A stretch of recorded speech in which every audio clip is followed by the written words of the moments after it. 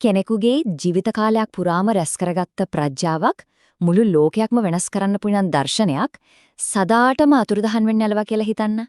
බුදුරජාන් වහන්සේගේ පරිණිර්වාණයත් එක්ක ඇත්තටම සිද්ධ වුණේ ඒකයි. ඉතින් කාලේ වැලිතලාවෙන් වැහිලා යන්න ගිය ඒ අතිවිශාල උරුමය බේරුන්නේ කොහොමද?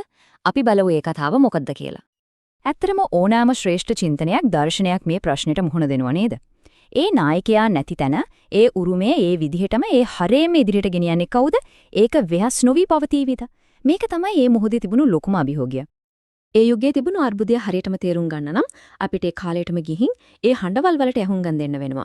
හැබැයි ඒ අතරින් සමහර ප්‍රකාශ ඇත්තරම හිත කම්පා කරන සුළුයි. බුදුන් වහන්සේ පිරිනිවන් පාලා වෙඩි දවසක් යන්නත් කලින් සුබද්ද කියලා භික්ෂුවක් කියපු දෙයක් තමයි මේ. මේ වචන ටිකේම ප්‍රහිදිලි වෙනවා නේද? ඒ මොහොතේ බුදුන් වහන්සේගේ උරුමය කොයිතරම් බින්දෙන සුළු අනාරක්ෂිත තත්යකද තිබුණේ කියලා. හොඳයි. සුබද්දගේ වචන කියන්නේ නිකම්ම අගෞරවනීය ප්‍රකාශයක් විතරක් නෙවෙයි. නෑ. ඒක ඊට වඩා ගොඩක් විශාල අර්බුදයක රෝග ලක්ෂණයක් විතරයි.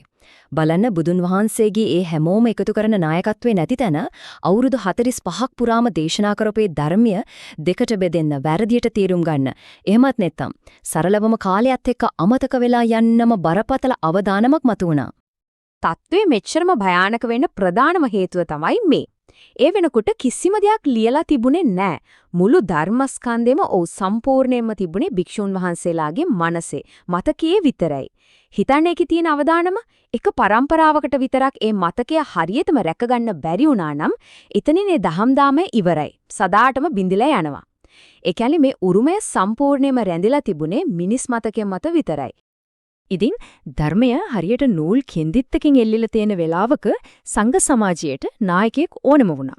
මේ අර්බුදකාරී මොහොතේ හැමෝවම එකට එකතු කරන්න අවශ්‍ය ඒ නොසලෙන ගෞරවය සහ අධිකාරියත්තේ තිබුණු එකම චරිතය ඉදිරියට ආවා.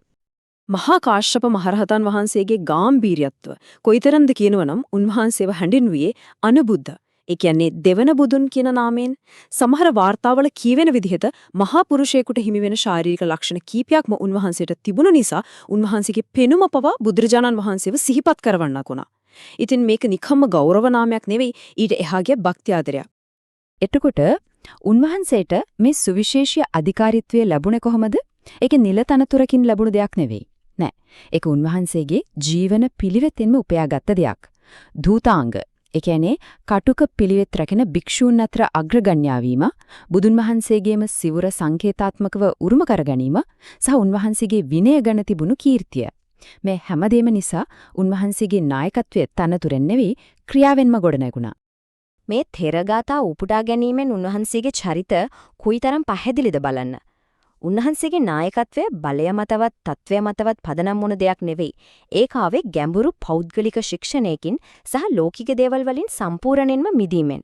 උන්වහන්සේ ආදර්ශයෙන් තමයි නායකත්වය දුන්නේ. ඉතින් මේ පසුබිම යටතේ මහා කාශ්‍යප මහරහතන් වහන්සේ ඉතිහාසයේ ඊටම තීරණාත්මක යෝජනාවක් ඉදිරිපත් කළා. ඒ තමයි මහා සංගායනාවක් ඇඳවන්න ඕනේ කියලා. එහි එකම අරමුණ වුණේ බුද්ධ දේශනා සියල්ල එකතු කරලා ඒවා ක්‍රමවත් කරලා සදාහටම සුරක්ෂිත වෙන විදියට නිල ධර්ම සංග්‍රහයක් හදන එකයි. පොඩක් ඒ දර්ශනය හිතින් මවා ගන්න බලන්න. බුදුන් වහන්සේගේ පරිණිර්වාණයෙන් මාස 3ක් යන්නත් කලින් උන්වහන්සේගේ ශ්‍රේෂ්ඨතම ශ්‍රාවකයෝ 500 නමක් රජගහනුවර ගල් ගුහාවක එකට රැස් වෙනවා. මාස 7ක් පුරා ඔවුන් කරන්න යන්නේ ආගමික ඉතිහාසයේ වැදගත්ම කාර්යයක්. උන් පාවිච්චි කරපු ක්‍රමවේදයත් හරිම සූක්ෂමයි. බලන්න විනය ගැන විශේෂඥ භික්ෂු මතකයේ නීති කියනවා. හැම දේශනාවක්ම මතක තියාගත්ත භික්ෂු ඉගැන්වීම් කියනවා. හැබැයි එතනින් ඉවර නෑ. හැම ප්‍රකාශයකටම පස්සේ රහතන් වහන්සේලා 500 නමම එකඟ වෙන්න ඕනේ. එසේය බුදුන් වහන්සේ වදාලේ මෙයමයි කියලා. ඒ කියන්නේ මේක සාමූහිකව සත්‍යතාව තහවුරු කිරීමේ ක්‍රියාවලියක්. හැබැයි මේ සංගායනාව නිකම්ම ධර්මය සජ්ජායනා කරලා ඉවර වුණ එකක් නෙවෙයි. ඒකටත් හරිම සංකීර්ණ මිනිස් ස්වභාවයත් එක්ක බැඳුණු අභ්‍යන්තර අභියෝග වලට මුහුණ දෙන්න සිද්ධ වුණා. ඇත්තටම නෑ. මේ ප්‍රශ්නේ අපිව කෙලින්ම අරගෙන යන්නේ ආනන්ද මහරහතන් වහන්සේ. ඒ කියන්නේ බුදුන් වහන්සේට සමීපවම හිටපු කෙනාවට ඇතිවිුණු මතභේදාත්මක තත්වයකටයි. හිතන්න පුළුවන්ද බුදුන් වහන්සේගේ සමීපතම සගයා වුණු ආනන්ද හිමියන්ට එරෙහිව මේ වගේ චෝදනා එල්ලවීම ඇත්තටම පුදුමයට කරුණක්. මේකෙන් අපිට පේන දෙයක් තියෙනවා. ඒ තමයි ශ්‍රේෂ්ඨතම රහතන් වහන්සේලා අතර උනත් හැමෝගෙම එකඟතාවයක් ගොඩනගා ගන්න එක කොයිතරම් සංකීර්ණ මිනිස්සුන්ගේ හැඟීම් එක්ක බැඳුණු ක්‍රියාවලියක්ද කියන එක. හැබැයි වැදගත්ම දේ තමයි මේ ගැටුම් විවෘතව සාකච්ඡා කරලා විසඳාගත්ත එක. ඒකෙන් උනේ ධර්මයේ තහවුරුන එක විතරක් නෙවෙයි ඕන් අතරේ තිබුණු බෙදීම් පව සුවපත් වුණා. මේ මතභේද निराකරණය කිරීමේ ක්‍රියාවලිය ඇත්තටම ඔවුන්ගේ එකමුතුකම තවත් ශක්තිමත් කරලා සංගායනාවේ අධිකාරීත්වය තහවුරු කළා. හොඳයි. අපි දැන් ඉතිහාසය දැක්කා. නමුත් මීට අවුරුදු 2500කටත් කලින් තිබුණ මේ සංගායනාව අදටත් වැදගත් වෙන්නේ ඇයි? ඒකට පිළිතුරු තියෙන්නේ එහි ඇදහිය නොහැකි දීර්ඝකාලීන උරුමය ඇතුළේ. මෙන්න මේක තමයි මේකේ ගැඹුරුම ප්‍රතිඵලය.